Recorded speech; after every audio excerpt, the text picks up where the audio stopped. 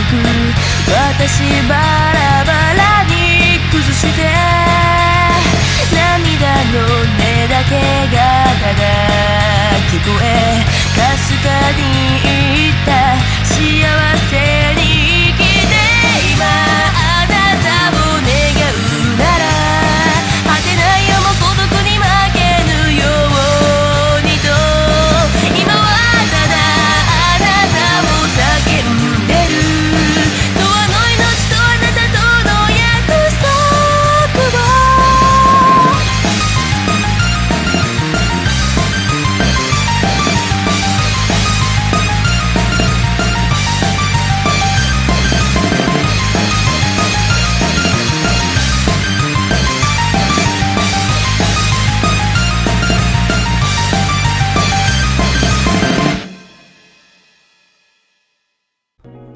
Warning, this video is rated S for stupid. If you are annoyed, bothered, or triggered by stupid content, then please leave this video now. Again, this video is stupid. You have been warned. Hello everyone and welcome to another stupid video. This has been a long video requested and talked about by the community.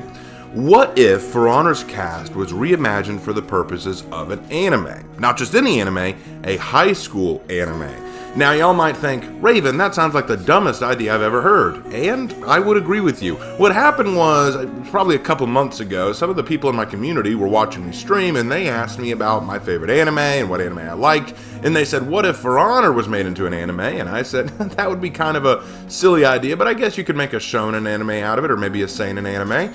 And we got to talking about it more, and they said it should be a high school style anime on the same grounds as stuff like Kaguya-sama Love is War, Orange, The Girl Who Leapt Through Time, My Hero Academia, and Your Name, all those kind of anime. Now that sounds incredibly stupid, right? Well, you heard the video disclaimer. That's what we're here for. Believe it or not, I actually put some thought into this idea. Considering me, though, thought is a precious commodity. So, what have I come up with? Let's start with the premise of the school. What we're going to do today is I'm basically going to lay out my idea for how I would build this anime. We're going to talk about the setup of the school. We're going to talk about the roles of the different characters. We're going to talk about the basic conflicts. We're going to have a good time today, okay? Let's have some fun. So let's start with the outline. All right, so the school will be known as Heathmore High. Got a nice ring to it, right? The school is a massive boarding school like Hogwarts or Clamp. The school is a very reputable staff and fine curriculum, but what they're most known for is not their curriculum, but their athletics department. See, Heathmore High is a military academy where the finest warriors or up-and-coming hopeful warriors go to graduate, and all students are expected to partake in regular combat simulations, including 1-on-1, 2-on-2, and 4-on-4 scenarios in various different environments and under various circumstances. Think kind of like My Hero Academia, where they had these big city where they could have mock battles and stuff like that. Kind of the same thing. Only the finest soldiers graduate, and those unfit, well, they tend not to live very long. Now, to keep things interesting, the student body is dividing up into 5 unique and distinct houses, and while all the students have matching uniforms, they have colors and animal symbols to signify houses, much like Hogwarts does. So, let's run through them. The Knights' color is green, and they are symbolized by a lion. The Knights of House Ashfeld have a saying, "Live every moment with honor so you will never die." This house is noted for their valor, duty, and honorable way of war. All the students value their integrity and chivalric code, or ideally that's the case. The Knights of Ashfeld House are regarded highly for one thing, being dedicated to codes of honor, and also for their extravagant armor and weapons. Though the other houses tease them for their armor, calling it cowardly to hide in metal clothing, the Knights see it differently. We ensure our survival, so too may we our future. Now, coming after the Knights are the Vikings. The Vikings' color is red, and they are symbolized by the bear. This house is noted for their ferocity, fearlessness, and headstrong nature. The Vikings of House Valkenheim have their own saying, "Our fate is Valhalla, so what need have we of fear?" The Vikings care little for armor or extravagant weapons. Instead, they prefer to demonstrate their tenacity and power by foregoing them in favor of sheer bloodlust. When it comes to brute strength, the Viking house is regarded as the most noteworthy. Call them foolish and laugh if you like. You'll simply die smiling. The samurai color is blue, and they are symbolized by the crane. This house is noted for their cunning, intellect, patience, and their unique code of ethics. The samurai of House Meyer have a saying as well: "Life and death are but illusions, therefore to fear death is meaningless." The samurai are distinct as their housings adhere to its own unique form of honor known as Bushido. The code encourages honor like the knights, but to a different degree. Samurai have an outstanding sense of duty and will throw their lives away to obey those who they swear fealty to. And one thing that I thought would be a funny joke is a samurai may swear fealty to some random master, to someone random. Like, it doesn't even have to be another samurai. It could just be to some random person that they really, really admire, and they just swear fealty to this person. I thought that'd be funny. Obedience is their highest calling, so they'll do whatever their master says. Fighting with unique armor and beautiful weapons and a fighting style that embodies the grace and elegance of their house is what they're famous for. The samurai may be few, but they're unquestionably mighty. Now, the Wulin color is purple, and their animal is the dragon. The Wulin are very few in Heathmore and are seen by many by the other houses as a joke and easily ignored. However, they are no less passionate about combat, perhaps even more so. They are noted for their tactical skills, versatility, and adaptability. They too have their own saying. Victory is the reward for he who is unwilling to waver in the face of impossible odds. Now, oddly, it seems the fact that the other factions overlook the Wulin, which makes them so tenacious to prove themselves, and that often means that the Wulin have surprising upsets in combat situations. And maybe that's exactly what the Wulin like it, and maybe that's what they're looking for. After all, warfare is based on deception. And then lastly, the Outlanders. Their color is yellow, and their animal is the shark, for it's an animal that roams where it pleases, just like the Outlanders. Unlike the other factions, the Outlanders are not sworn to one specific oath or creed. They are the students who do not fit in line with the ideals or views of other factions, and as a result, they have a vast array of different abilities and outlooks on combat. They have no shared creed, and each member works for their own betterment, making the Outlanders themselves non-uniform. That said, each member in and of themselves is a force to be reckoned with, meaning they can't simply be overlooked. So that's the setup for the school. That's the setup for the overall idea of the school itself. But I know what you really want to hear. You want to hear about the cast. Who's who, what's what, what's going on. Okay, here we go. First, let's set up the staff of the school. The headmaster or principal of the school is Lawbringer. It makes sense to me that someone who is a devoted rule keeper and follower like Lawbringer is in charge of everything.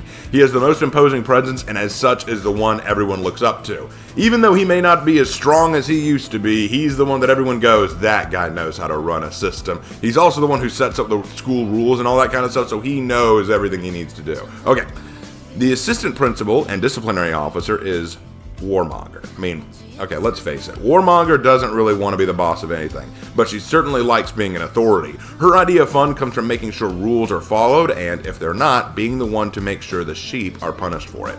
She might just like punishing people. That might be something she enjoys. Okay, the language professor is Griffin. I mean, it's obvious. He's an old dog, and he's the only person in the school fluent in multiple languages, including the languages of the Knights, Samurai, Vikings, and Wulin. So he tutors all students in different languages. He and Vice Principal Warmonger are always at odds with each other, but behind closed doors, only he gets to call her War Mommy. The history professor is Zhang Jun. He's an old man, but with years of experience. He's seen the world and he knows how it works. Ask him anything having to do with the rise and fall of empires or the proper timeline of different events in history. He probably not only knows the right answer, but could give you a lecture on why your question was a foolish one. I think a common joke with Zhang Jun is he may have a tendency to drone on in certain situations. So like if a character asks him a question, everyone just goes, no! And then he just starts going off and all the characters are like just put their heads on their desks. I think that'd be funny. Okay, the science professor is Zanhu. Zanhu has a dark past that no one wants to ask him about, and everyone knows it has to do with chemistry and perhaps even some darker sciences. People whisper that they can hear explosions and noise coming from his private chamber, sometimes, and no one wants to know what they are. But when it comes to chemicals, biology, and the creation of explosives, seek no one better than Zanhu. I thought the whole idea behind Zanhu being a pyrotechnic for this game, I thought that would work really well as a science teacher. Now the math professor is Afira. The only Outlander to get a job as a professor because no one else at the damn school gave a crap about math other than her. But the truth is no one wants to tell her because, well, would you want to make someone with hips and thighs like those upset? Students pay close attention in her class, but it's probably not for her lessons, much to her irritation. She probably tells the other staff about her concerns, and they're all just too polite to tell her what they really think the problem is. I think that would be hilarious. Like, she's kind of the hot teacher that everyone likes looking at, and she assumes because, oh, they're all paying attention to class, but they're all failing her tests and stuff like, why aren't you failing? Aren't you paying attention? And they're like drooling, oh crap. Now, of course, like I said, curriculum is only secondary here. What really matters are athletics. And the athletic director of the school is, of course, Coach Centurion. You want those brats whipped into shape? This guy can get it done. Centurion has dedicated his life to improving the skills and combat abilities of his wards, and he oversees almost all the physical training of the students. Don't argue with him either. The only thing worse than Warmonger's disciplinary measures is a mean right hook from Coach Centurion. Don't mess with him. But since athletics and combat is so important to the school, Coach Centurion can't handle it all alone, so he has two assistant coaches, Coach Warlord and Coach Kensei. Coach Warlord is just as much a hard ass as Centurion is, but his brand of training is very different. He believes in hand-on experience and isn't afraid to challenge students to wrestling or grappling matches to prove they're not ready for the big leagues. Then there's Coach Kensei. She's considered the fun coach because she's careful to instruct on breathing exercises and careful stretches. Her style of training is more fun and relaxing than what Centurion and Warlord are about, but if you slack off or can't do the kind of work she asks, she can be just as harsh. Sometimes she'll even just let Centurion know what's going on, and then she'll just let the Centurion beat the crap out of them. After all, as she says, weaklings aren't worth my fist in the jaw. I'll leave that to brutes like him. I could think it kind of funny that you have these three athletic directors. You have Centurion, Warlord, and Kensei, and they all have different means of training the students, and they might be at odds sometimes, and sometimes they have to work out their problems with their own matches, and the students get to watch them fight, which they all go, oh, it's about to get entertaining. Now, obviously, the school needs transportation to meet needs and go to bouts and to go to matches and stuff like that. So leave transportation needs to the head transportation officer, Pirate. Pirate doesn't like teaching, and she doesn't really like learning either. She was never a student at the school, though the Wulin offered her a place in their dorm. She spends her time sailing her ship, getting drunk on booze, and picking fights with anyone who tells her she's broke and useless. She's also the only person affiliated with the school who uses a gun because, in her own words, quote, if God wanted us to fight with sticks, swords, and spears, he wouldn't have given us gunpowder and high explosive. You got a problem with it? Tell it to my trigger finger. I actually really like the idea of Pirate not wanting to be part of the school system or the teaching staff or anything like that, even though she totally could be, just because she doesn't want to get involved with it. She sees what they're doing as silly, and she just kind of wants to be free and do her own thing, so we make her like the transportation. Because one thing that I was thinking about in an overall conflict with the school is maybe there's a second school, like a rival school to Heathmore High. It could be based on any other kind of multiplayer game, like Rainbow Six, Fortnite, Overwatch, stuff like that. And you could have it be where one of the major overarching conflicts is the school getting ready for their annual fight with this school, annual battle with this school. And you could have Pirate being the one who ferries the Heathmore students to it, and maybe Pirate gives some sage advice to the main character. And speaking of main character, let me share with you guys who I think the main character will be. Okay, the two main characters, because I got two, are Warden, duh, and Nobushi, for obvious reasons. Warden is the upcoming hopeful of the Night faction. He's not the strongest there is, but he's got a dream. Like all anime shonen protagonists, he's got a goal to bring an end to the constant conflict and wars going on. He thinks that Heathmore's biggest problem, the reason they've lost match after match after match against this rival school, is because we're too divided. You know, we're too focused on house rivalries and trying to beat the other or outwit the other. We all just need to come together. We need to work together as one cohesive unit, stop all this pointless infighting, and just be good, solid rivals to each other so that we can make each other stronger and thus beat those rivals from the other school, and we can be the best soldiers we can possibly be. His goal is to put an end to the inner conflicts of Heathmore High, and he's getting a lot of weird looks and a lot of weird talk from the others. He thinks that the schools can do far more good for the world if the houses stop trying to kill each other, but everyone calls him crazy for this. Foolish, playing a game of nonsensical idealism. But he won't give up until he achieves that dream.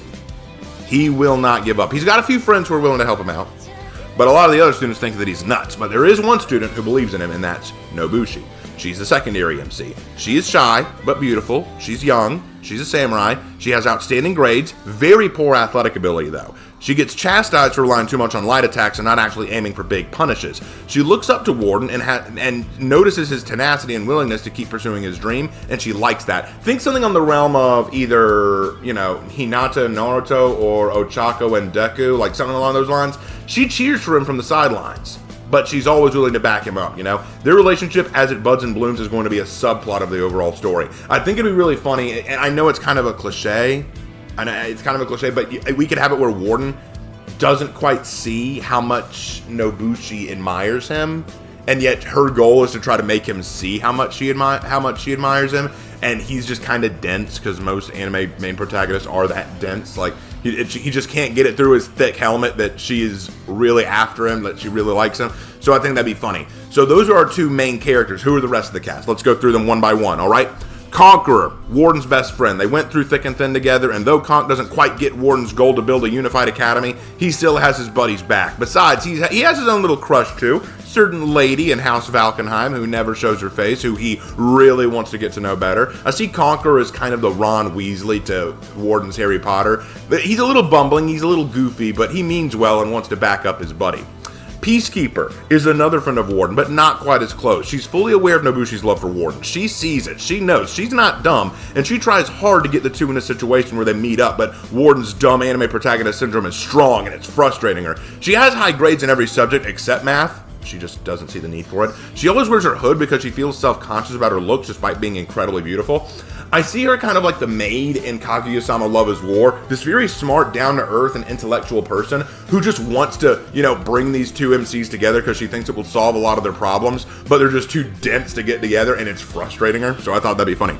Gladiator. This wasn't hard at all. Gladiator's a show-off and a jock. Anything he does has to be the center of attention. He loves showing off his chest and abs, wanting everyone in school to know that he's the most attractive, most badass, and most favored to be the head of the house, even though all the teachers keep telling him, put your shirt back on. Centurion does like him, though, so he's a bit of a Roman pet, but he pisses off almost every other teacher with his antics. His grades are pretty awful, too, so let's hope his athletic skills can make up for his pitiful grades. Look, let's face it, we all know that one kid in most classes or shown in anime who has to show off and say, I'm the best around, nothing's ever going to get me down. Like, they're the ones who just think that they're tough shit and can't be bothered, that kind of thing. So that's kind of what we're dealing with here. Then we've got Black Prior, the edgy kid. He wears black all the time and writes dark poetry a lot. He talks in riddles a lot, never wanted to give a straight answer to anything, but deep down, he does have a heart of gold. He actually likes Warden's dream to unify the academy, but is nervous about speaking about it out loud. He knows the pain of failure and being unable to fulfill promises, which is why he's afraid to encourage Warden for fear it will crash around him. Most see him as just a shy and edgy jerk. In truth, he's a pretty honorable guy. I kind of was inspired by Ishigami or Shino from Naruto. Like Ishigami from Kaguya-sama Love is War and Shino from Naruto. Kind of these dark, aloof kind of guys who don't say much and kind of stand in the shadows. No one really notices them, but they're actually really genuinely upstanding guys. That's kind of what I saw for Black Prior. Now, moving on from the Knights, we got the Vikings. Raider, y'all are going to love this. Raider is the newest addition to House Valkenheim, and he's also the self-proclaimed rival of Warden. Think like Might Guy and Kakashi from Naruto. Warden doesn't really see Raider as his rival, but anything Warden does, Raider has to try and compete with him on. And he's seriously impressed and annoyed by Warden's too cool attitude, even though half the time it's just Warden ignoring him. Like I was remembering the scene where, like in Naruto, Might Guy was bragging to Kakashi, saying like bragging to Kakashi about something, like that's just what I'd expect from my rival. And then Kakashi just goes, I'm sorry, were you saying something? Gah, you're so cool. Why do you have to be so cool? And I see the same thing here. Kakashi, I'm gonna be carefully watching your pupil to see if your training was any good. After all, I'm still your rival. Sorry, did you say something? Like Raider just going, come on, Warden. Like, I know that you're going to do your best because that would be what I expect from my rival. And then, what, were you saying something? God, you're so cool. That's something else I admire about you, my rival. Like that kind of thing. And of course, he has to introduce himself constantly, and not as Raider, the legendary Raider. Okay? Like, when he walks into the room, the legendary Raider has arrived. And everyone thinks he's a complete idiot. But that's because he is. Berserker is best friends with Oromusha because both slip off together to do drugs. While no one is looking, of course, but that's what they do. Now, Berserker doesn't like that. He doesn't like doing drugs. His whole arc is he's trying to quit his addiction. The problem is when he's not on drugs, he doesn't perform as well. See, for Berserker, he loves the thrill of fighting, and the amount of good stuff pumping through his system makes him immune to pain. The problem is it gives him the munchies, and he might be prone to chewing on his own beer, but that's beside the point. Most everyone gives him a wide berth. Most everyone tries to avoid him, and he doesn't like that. He feels like the drugs are only hurting his ability to perform, so he's trying to quit his addiction, and that can be a subplot for his character, that the Vikings are trying to help Berserker quit his addiction, and Oromusha always feeding that addiction because Oromusha is a jerk like that. Now, Valkyrie is the strong, buff, silent girl who's good in all subjects except language because she can't fathom the Japanese language. She doesn't like to show her face, but Conqueror is always trying to peek under it. She doesn't know why he does it. and seems oblivious to his attempts at flirting. She doesn't quite get this guy. So she's just kind of like, it's kind of funny. I think that I would focus far more on Conqueror trying to win her over rather than her being confused by Conqueror. I see her more as like, you know, in Charlie Brown always talks about the cute redheaded girl, but we never see the cute redheaded girl. That's kind of how I treat Valkyrie.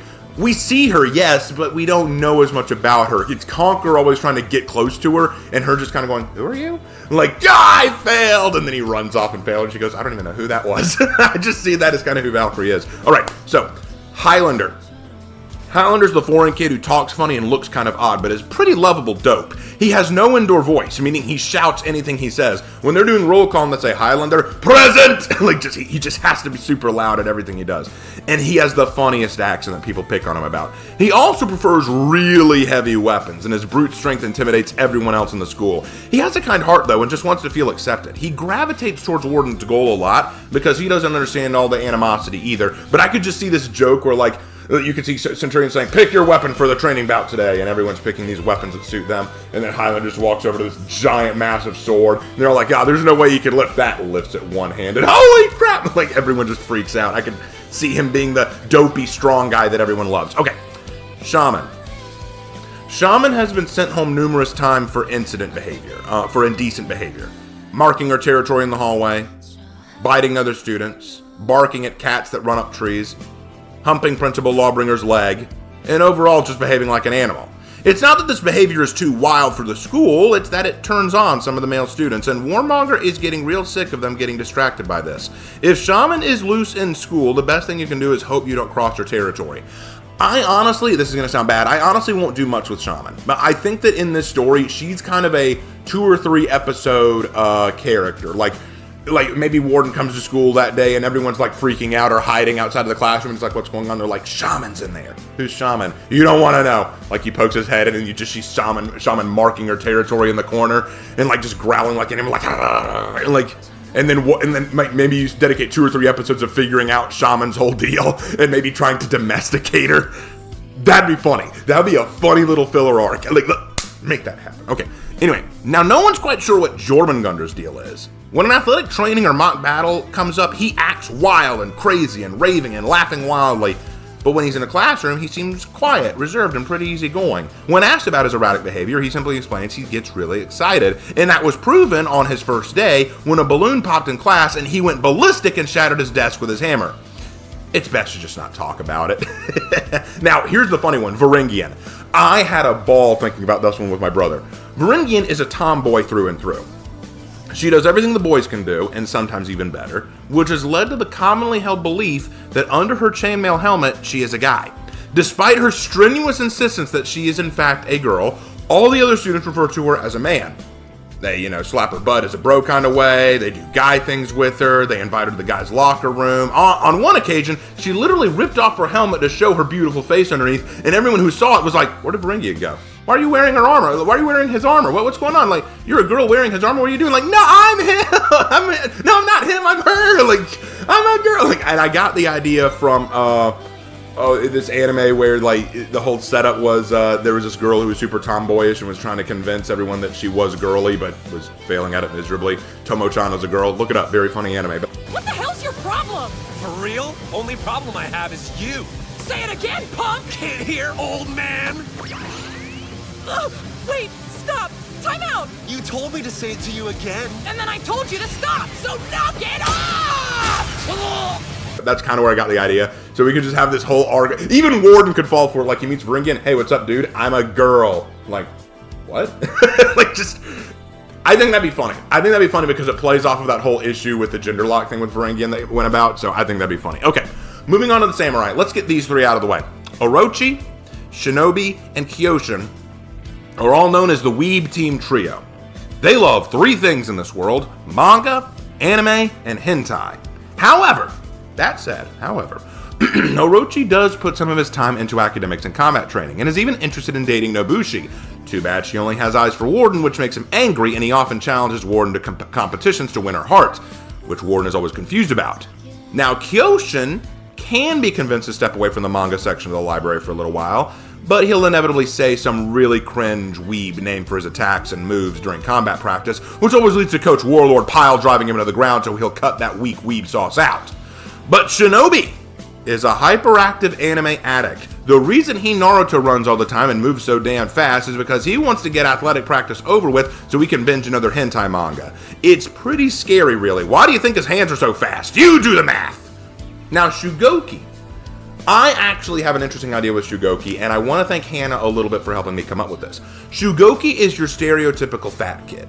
I mean, there's one in every school and every school story or show, but unlike most fat kids who get teased for their weight, no one is teasing Shugoki and calling him chubby. They fear him because they know he can and will sit on them. He is one of Coach Warlord's favorite students because he's the only one who can't slam to the ground easily. But the truth is that Shugoki doesn't just live off food. He loves hugs. Good old back-breaking hugs. And there's a reason. Hannah and many of my fans have said that they want a female Shugoki skin.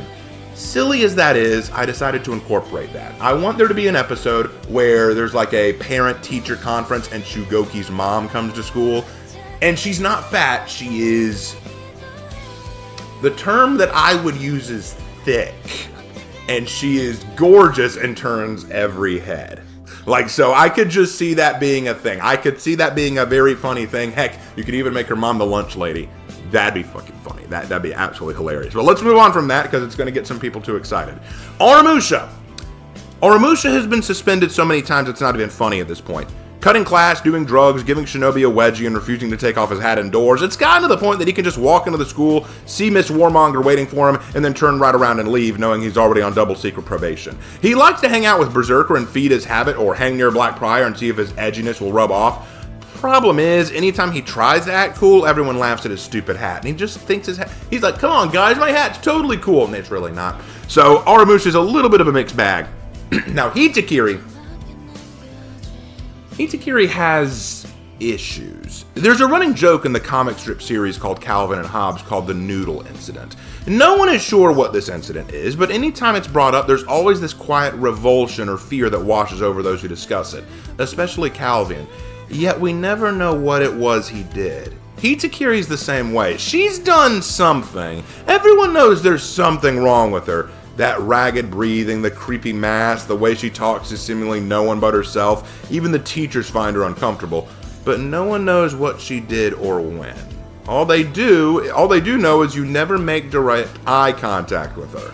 It will be revealed later that she actually supports Warden's plan, and I even have this idea where she maybe makes this nice little pendant made out of sakura petals and a wooden doll she whittled herself that you can pretend are enemies while you stab them, and she gives these as gifts to Warden to show her support.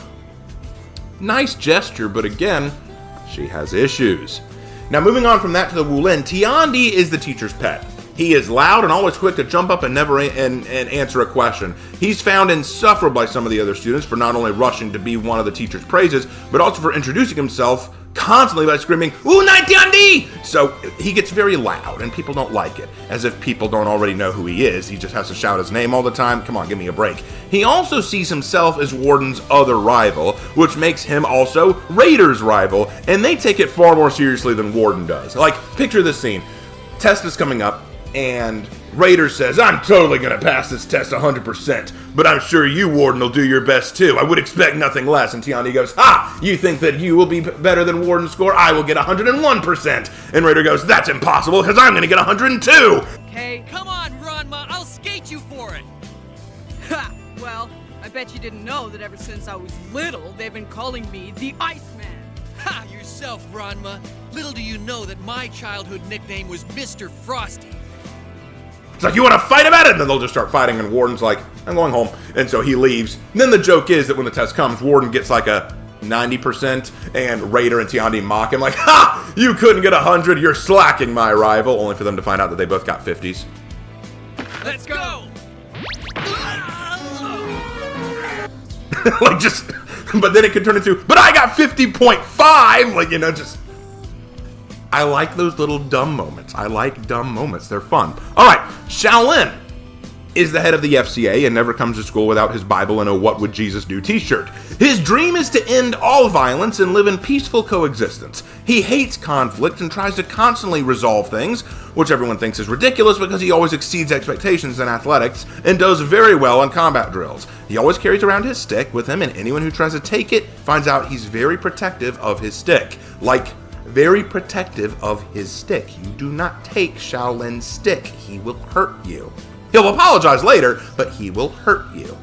Nusha. I had a time with this one. Nusha is a dancer and cheerleader.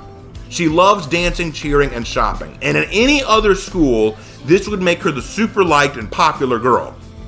But remember, this is a combat school for military hopefuls.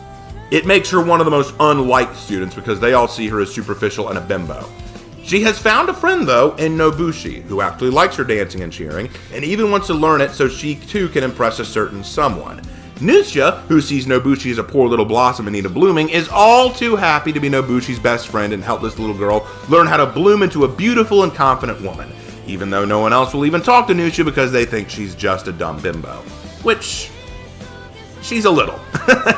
Moving on to the Outlanders. Alright. Wait, guys, I need you to hear me on this one. Hear me out on this one. Medjai is the token. He's the token black kid, and that's kind of a running joke with his character.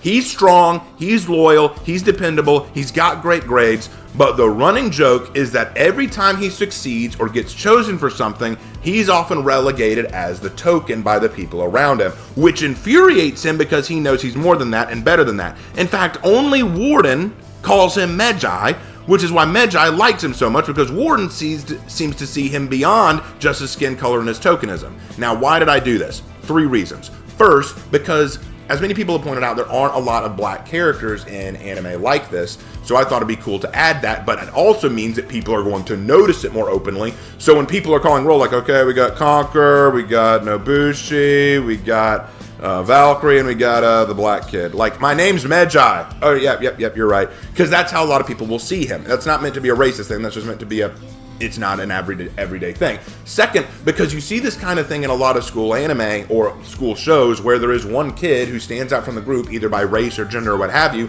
and that's what they're known for. Take Naruto, for example. Most people don't know any of what Sakura or Ino are capable of. They just know that they're the girls of the squad. Think about that for a second. They're the girl of the group. That's all you know about him. That's all you care about him. So I thought that'd be an interesting direction to take that. And the third and final one, it would be funny to have it kind of like with Varangian and her whole "I'm a girl" thing. Him just trying to say, I'm going to prove to you guys that I'm an actual warrior and not just a token. And so I think that'd be funny. And I think it would be awesome to have this character actually be a very in-deep, very interesting character, but there's just one joke, this one little niche that gets him a little bit riled up. Like, why do people treat me like this? And Warren goes, I don't know, man. I don't know what to tell you. It's kind of weird. And so I think that'd be funny. Follow up, Ocelot. He volunteers every time to be the team mascot. He wanted that job because deep down he likes dressing up as an animal. Now, on the one hand, it's helpful that he wants to volunteer for the job, but maybe we shouldn't ask about his personal interests. That might be going a step too far. That we might not want to know that personally.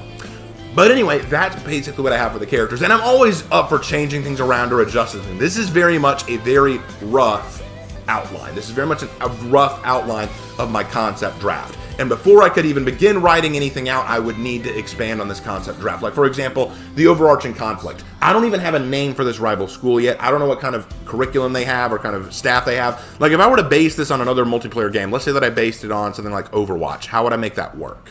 Like, how would I adjust that? I would need to sit down and come up with a curriculum and outline for all the characters in that school, and I don't know much about Overwatch at all. So it would be kind of weird. How would I incorporate that? How would I make it work? I also need to come up with a direction for how Warden fulfills his dream. How does he bring all the groups together?